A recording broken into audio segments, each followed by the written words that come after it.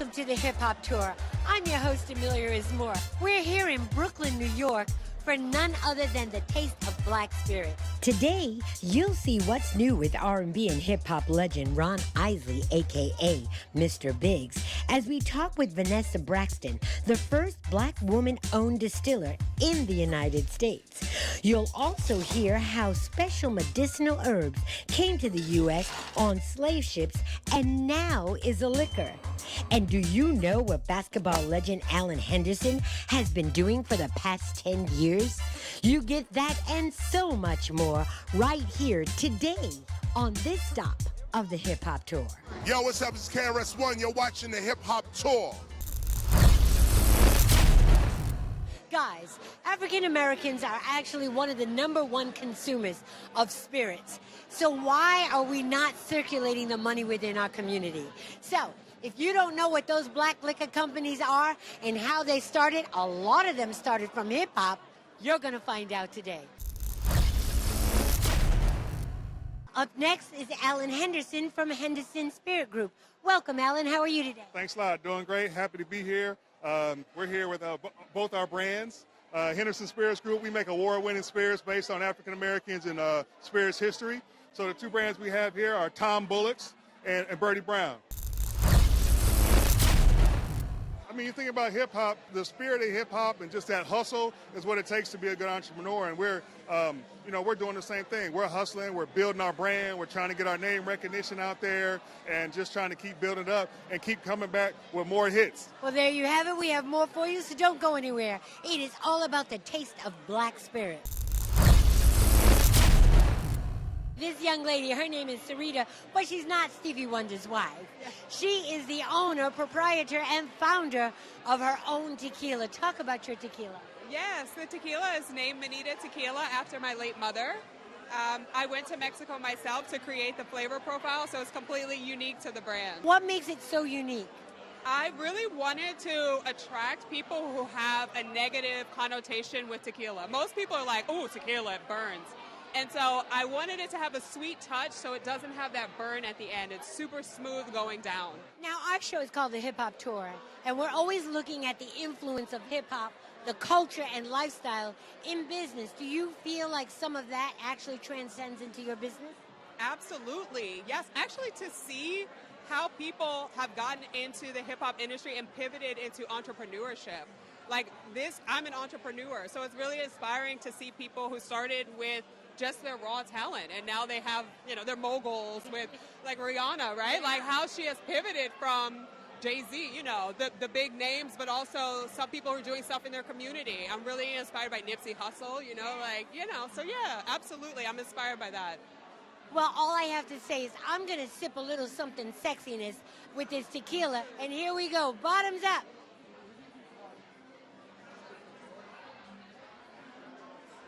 That's smooth. Thank you. And I'm not a tequila drinker. Right. Anybody who knows me knows I love vodka, but that's smooth. はい、みんな DJ 豊です。今日はヒップホップ50周年のためにここに来ました。みんな見てますか？これはヒップホップツアーからお届けしてます。Peace! I have a new friend, Hardy. He is not only a designer, but he's also designed his own layout that you guys saw a few seconds ago. I mean, your presentation is amazing. Your liquor is delectable. Thoughts is a very interesting concept or name for this liquor company because when you get inebriated, that's the first thing you do is think. Be aware of your surroundings, present moment awareness. So it's called thoughts, but when you drink, you got to be aware. Be conscious of your surroundings. Be conscious of your thoughts. Be there 100%. We talk a lot, Hardy, about the culture of hip-hop as opposed to the rap game. And, it's about community. It's about edification. It's about messaging. And I see that represented with your brand. Was that intentional, or was hip-hop some part of the influence in what it is? Yeah, absolutely. So when I had this idea 25 years ago, I originally thought it was going to be a cognac because that's hip-hop and cognac is like, brother and sister. So it sat, like I said, it sat, and then like bourbon, I started learning more about bourbon, the culture, the history of bourbon, how a lot of brown-skinned people had a lot to do with the bourbon industry, the bourbon and whiskey industry. So I was just like, you know what? This has to be a bourbon. Well, there it is. It is all about culture. My new friend Hardy got it going on, and we're going to close out this segment with a toast to him and his whole flyness. For those of you that don't know, that are very interested in the spirits industry, Pronghorn is the name you need to know. Welcome, welcome, welcome. Thank you, thank you, thank you. Why is it so important for Pronghorn? I mean, most of the distillers that are here are funded by you guys, which I find is remarkable and very interesting. Where are you guys from? And give us all the 411. So Pronghorn is a company that was started by our three founders, Dan, Dee, and Aaron. It's really focused on creating a template to change any industry and to create diversity in that industry. We're starting with spirits and we're starting with Black Americans. And what you see here throughout here are some of the first of the 19 brands that we've invested in. And we're really focused on just changing the game, getting an equal playing field, and giving these Black brands access to capital and know-how, because that's most important within this industry. You know, hip-hop started from nothing and turned into a multi-billion-dollar industry. And I'm seeing that same influence from you guys, Pronghorn. Do you find that community and membership and inclusion are the words that we started in hip-hop, but also now you guys are delivering in business? Yeah. I mean, community is big. If you think about it, the spirits industry within itself is big. So what we're trying to do is create an overall community, a community that grows together, that works together, that supports each other, that just helps each other grow. There's other brands that are out there and bigger, but if we come together as a community and we fight together and we work together, we can change this industry and we can create the diversity that we need and drive these brands to a bigger scale. So you guys have heard of sorrel, but this is sorrel. And I'm telling you, this liquor has such a beautiful body. Talk about what the ingredients are. So there's Moroccan hibiscus, Nigerian ginger, Indonesian cinnamon and nutmeg, and Brazilian clove. What made you decide to make this liquor? I was making this in my kitchen like a good Caribbean boy for 20 years. My grandparents came from Barbados in 1920. My grandfather was a chef. He taught mom taught me. 13 years ago, I had a cancer scare. And look at that, he's still here. The experience will adjust your perspective, though. I had a chance to think about my priorities in life, and I decided to leave corporate America to pursue my dream of day drinking professionally. And when it came to who was going to pay me to do that, I thought to myself, what I should do is put my heritage in a bottle. And when I got my license to make liquor in 2012, I was the only Black person in America at the time. Say that again, the what? The only Black person in America with a license to make liquor. Turns out I'm America's first legal licensed Black distiller in Brooklyn. Brooklyn. So, you know, we talked earlier about the influence of hip-hop as it relates to understanding culture and community. I would like you to elaborate a little bit about that, of how it affected you and some of the decisions you've made. The beautiful thing about this beverage is it's been in our culture for thousands of years. Africans were using hibiscus flowers for medicinal purposes. Antioxidants, antimicrobials, vitamin C, anti-inflammatory. It's a natural aphrodisiac. And this was part of our ceremony and tradition. And then 500 years ago, the Atlantic trade starts. And our ancestors are shoved into the bottom of boats alongside stolen spices and sold in ports of trade in the Caribbean. They did everything they could to strip these people of their identities. They changed their names, they broke up families, they made them practice a different religion, speak a different language, they beat them, they raped them, but somehow this cultural identifier survived. So I feel it's my responsibility to speak for the generations who could not speak for themselves. Well, there you have it. I'm going to take a taste while we take a break. We'll be right back.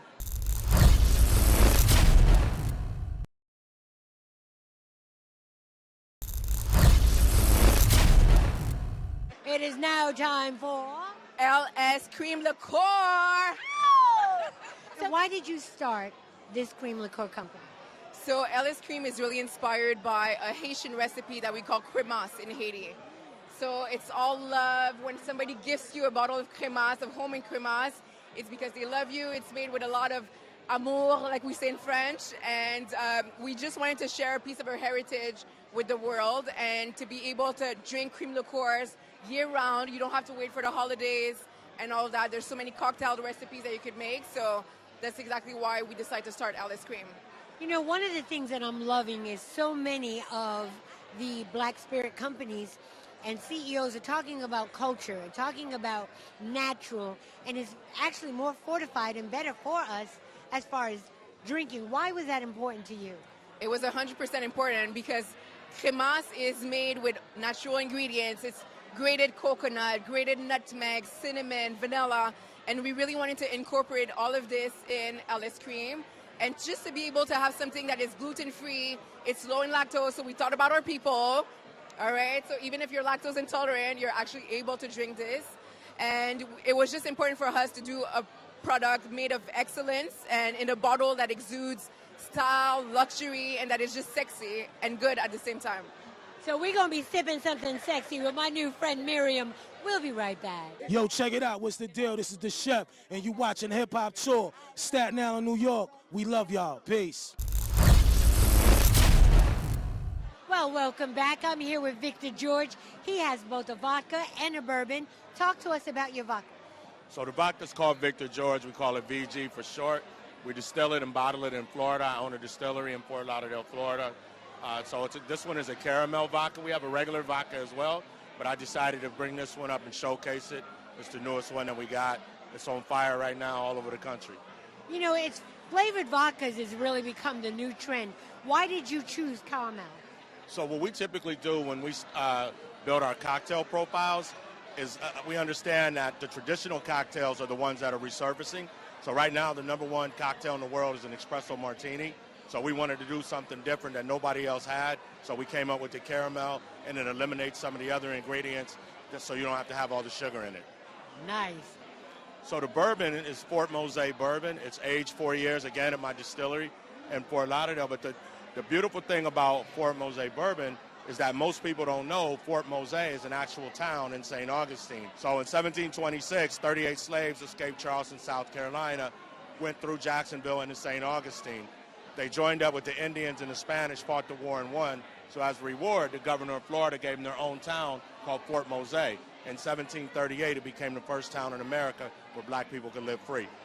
Y'all heard that, right?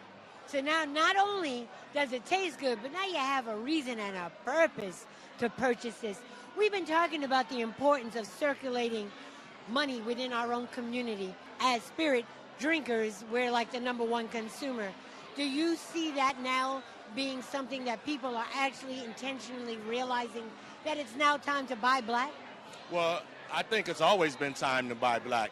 I think it's just that now we're starting to hold people accountable, big businesses accountable, and give us a seat at the table. But if we don't ask for it and we don't demand it, we'll never get it. So one of the things we did with the bourbon is we donated a portion of every bottle sold back to the Fort Mose Historical Society. I built distilleries so that we can open up doors and knock down doors for other small brands to get in and do their thing.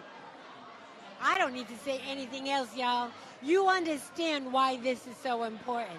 So actions speak louder than words. While I take this break, you're going to Google this man, this vodka, and this bourbon, and we'll be right back.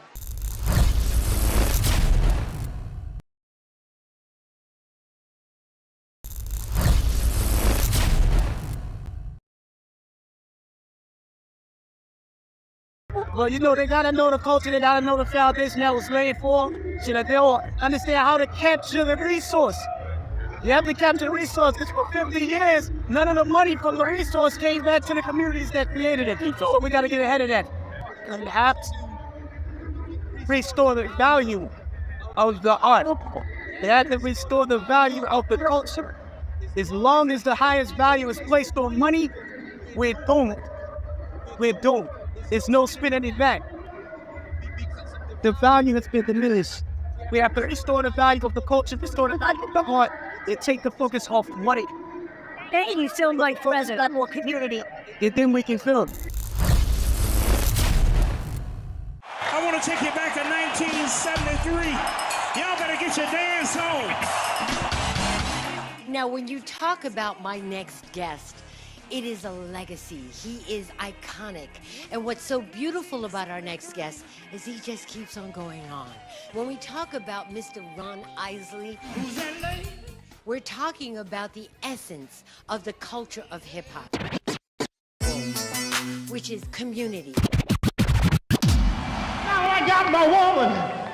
Empowerment, which is messaging in your music that lasts forever. You first knew him as the Isley Brothers. Then you knew him as Ron Isley, as Mr. Biggs, and now you know him with Liquid Gold. Welcome, Mr. Ron Isley, to the Hip Hop Tour. This is such an honor for me. Thank you. Thank you. Goodness. Let's start first with your record. Here we are alone again. Time to separate the boys. Because what I love about you is that you keep on cranking out the hits. There's a formula to your music that never dies. Why is that? Well, we take a lot of time to think about what we want to do next, you know. And I was deciding this with my grandson and my son and my wife. Talking about friends, and family. Like, what should be the next single? And we all came up with thinking about the last time. 'Cause I ain't trying to waste none of your time. I'm just trying to put something on your mind. You know, so that's what we're thinking about. And it turned out to be, and it's going to turn out to be, wow, #1. Phenomenal. And also legacy, because the formula that you guys have created over the years, you in particular, is consistent. Hit after hit after hit. And it's what we look for.